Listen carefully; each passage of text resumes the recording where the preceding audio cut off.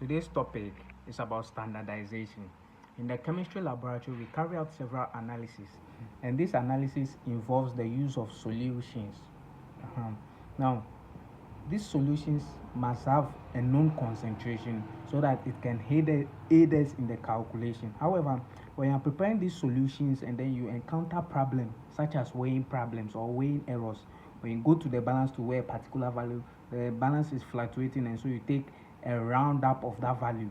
It affects the concentration. When you're preparing and you're topping up to volume and you don't top up to the mil mark, or it exceeds the mil mark, or is slightly below the mil mark, you are changing the concentration.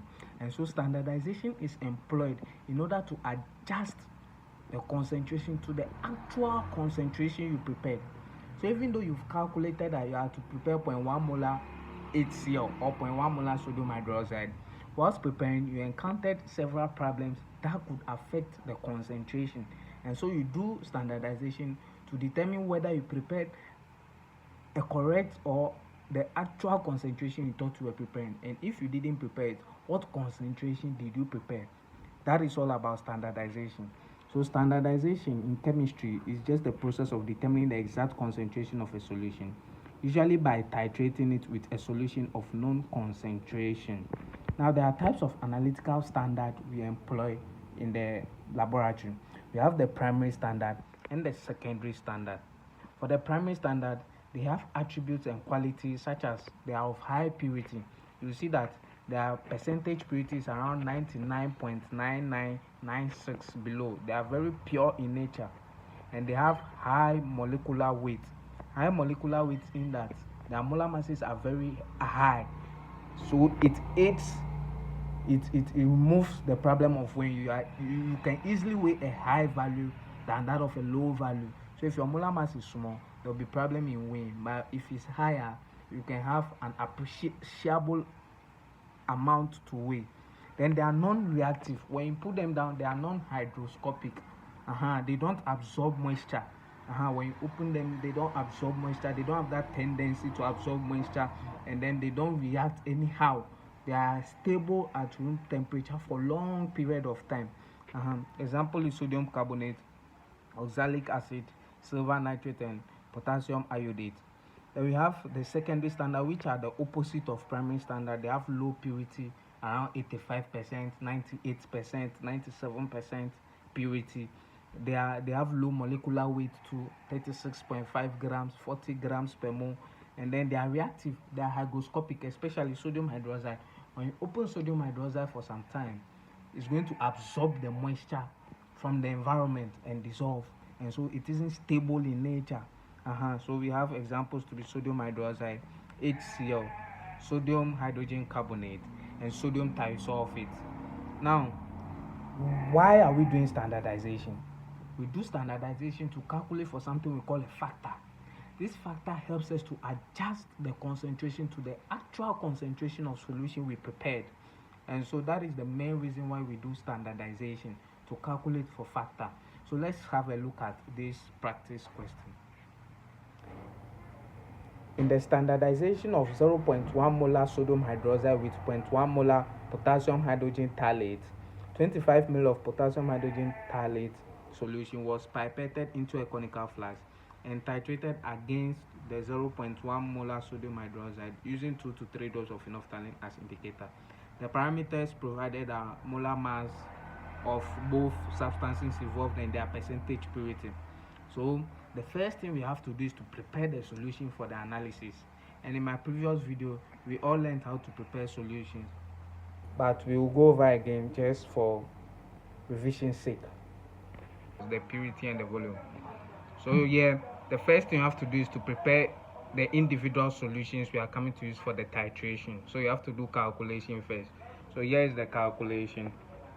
So in the preparation of 0.1 molar sodium hydroxide in 250 ml, you have to write what a molar solution is. So visit my previous videos for what a molar solution is.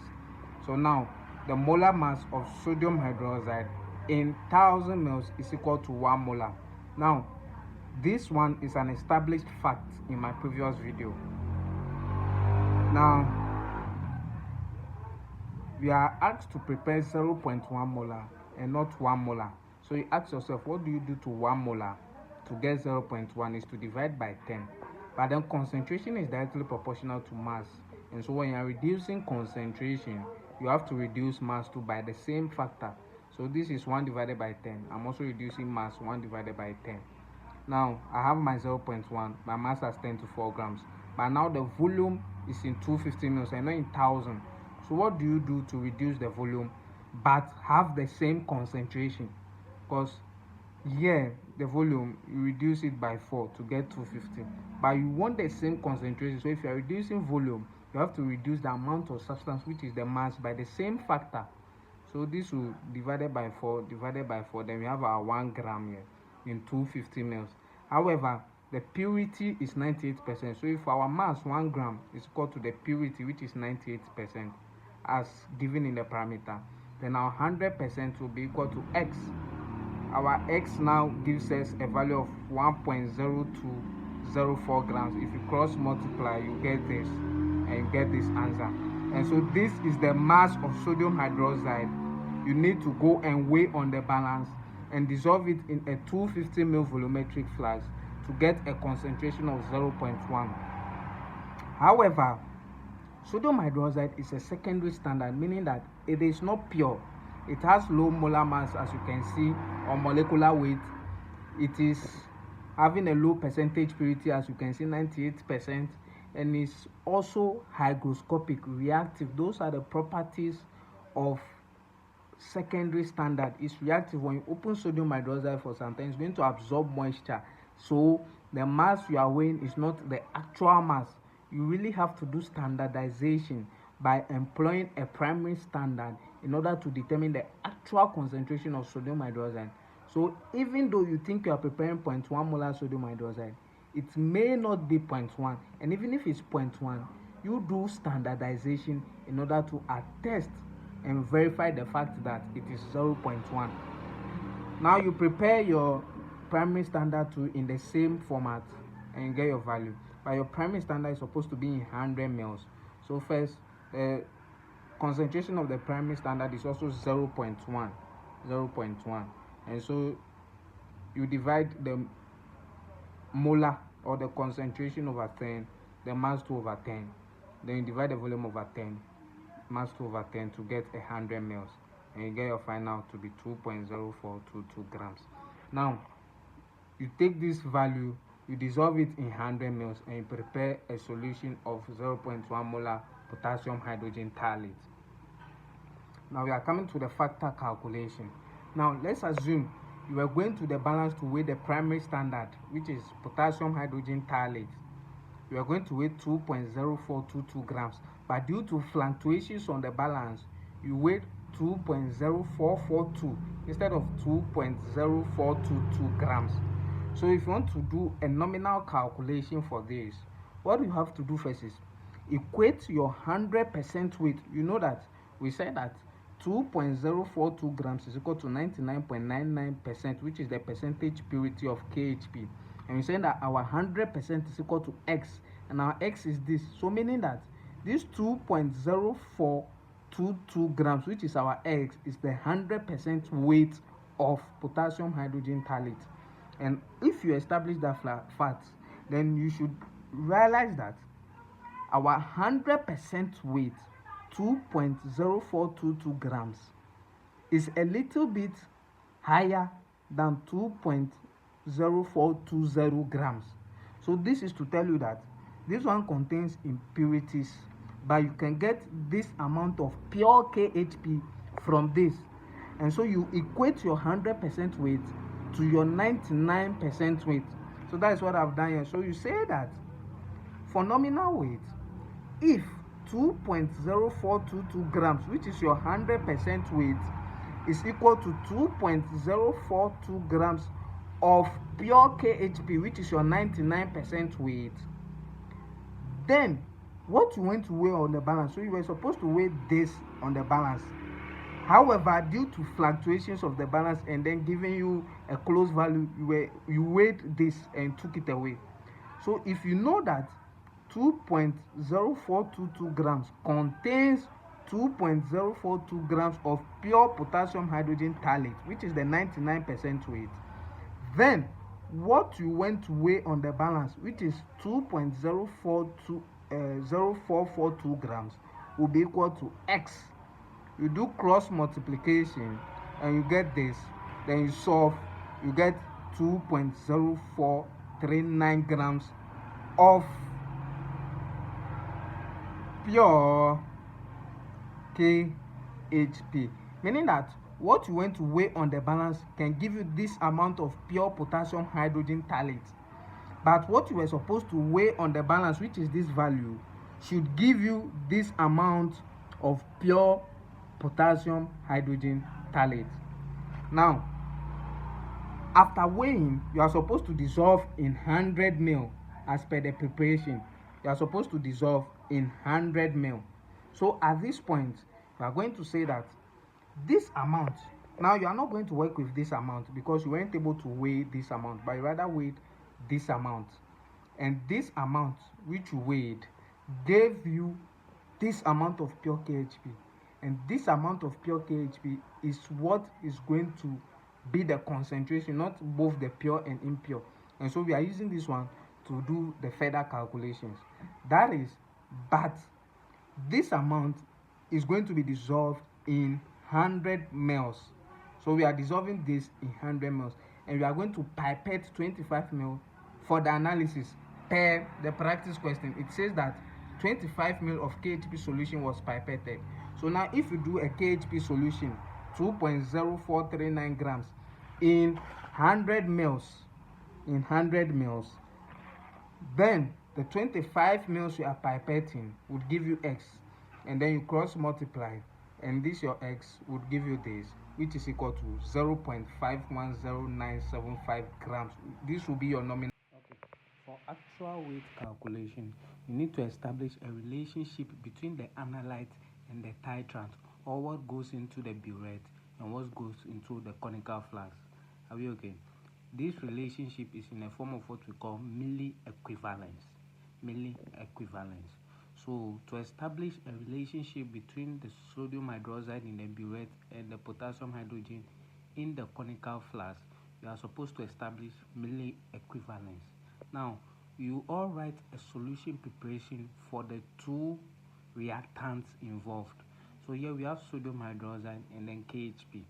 So we are going to write our 1 molar is equal to the molar mass of sodium hydroxide in 1000 ml, which is milli equivalent to 204.2 grams of KHP. On your left hand side, the milli equivalence is separated by this equivalence sign. On your left hand side should house the solution that goes into the burette, and on your right hand side should house the solution that goes into the conical flask, meaning that your right hand side should have the analyte there, whilst the left hand side should have what? The titrant there. So our titrant, which is the solution in the burette, is sodium hydroxide, and the KHP is the one in the conical flask. Now the next step is to establish a balanced chemical equation where the mole ratios affect the first step. Now, how does the mole ratio affect the first step? After a balanced chemical equation, if the mole ratio between sodium hydroxide and KHP, which is the value seen beside them, is 1:1, then you need to multiply your left hand side with the mole ratio of sodium hydroxide, whilst the right hand side with the mole ratio of KHP. Mind you, when you are multiplying it, it doesn't affect the volume, but on your left hand side, the mole ratio of sodium hydroxide affects the concentration, the total concentration, as well as the mass, whilst the mole ratio of KHP at the right hand side affects only the mass. So this is it here. So your 1 molar times 1, which is the mole ratio of sodium hydroxide, is equal to 40 grams times 1, which is the mole ratio of sodium hydroxide, in 1000 ml, which is equal to the mole ratio of KHP times 204.2 grams. However, the concentration we are dealing with, the concentration of sodium hydroxide prepared is 0.1. So you have to change this one to 0.1 by dividing over 10. Mass is, concentration is directly proportional to mass, and so always when you divide concentration, you touch the mass. So this is it here. So this gives me 0.1, this gives me 4 grams, this gives me also 20.42 grams. However, mole equivalence is that if you pull a solution, 1 ml of a solution from the burette, how much of the substance in the conical flask would it react with? So to get that 1 ml, we have to divide volume over 1000, which is here. When you touch volume, you touch mass. So mass 2 goes over 1000, mass 2 go over 1000. Now we have our 0.1 molar is equal to 0.004 grams of sodium hydroxide in 1 ml, which is mole equivalent to 0.02042 grams of KHP. However, we need this answer to be in milligrams, so we multiply by 1000 milli in order to convert this into milligram.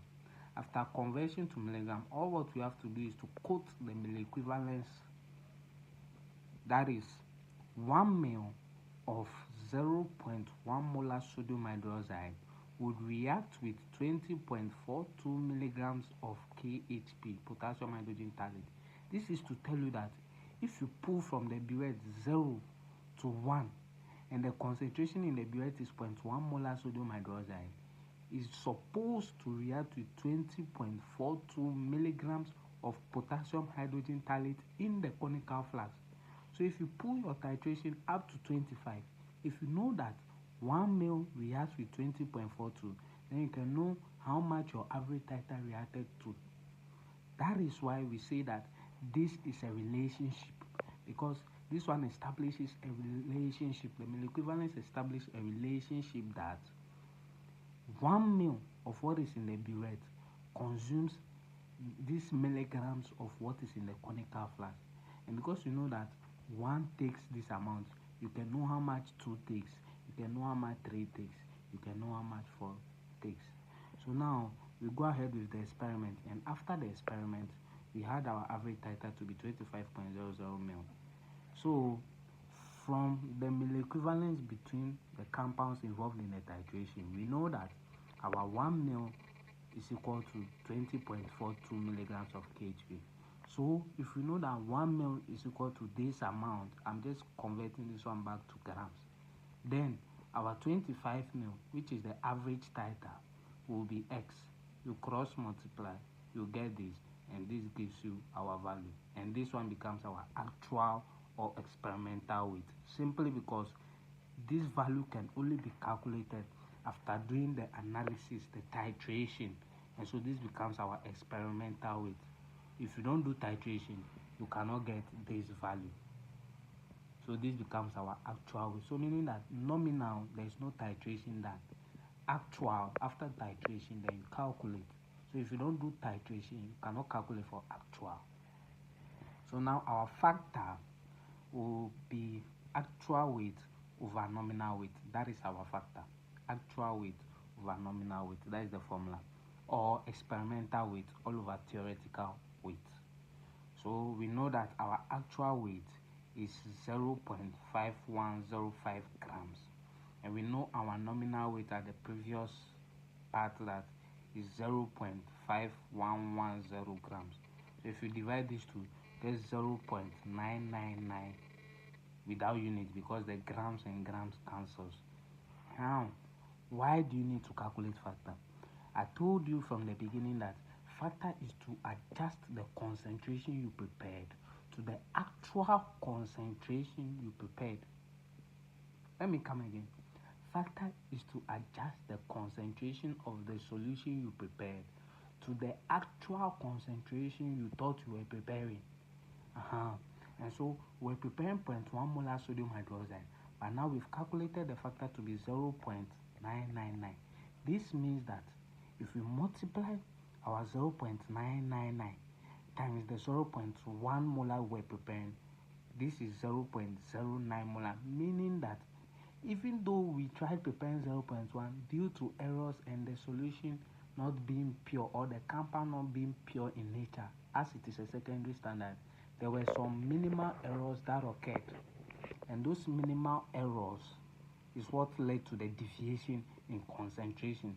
So even though we were preparing 0.1 molar, we ended up preparing 0.09 molar, and this is the actual concentration of sodium hydroxide solution We prepared and not 0.1 molar as per our calculations. And so this is just a simple way of calculating the factor and of standardizing a solution. Thank you.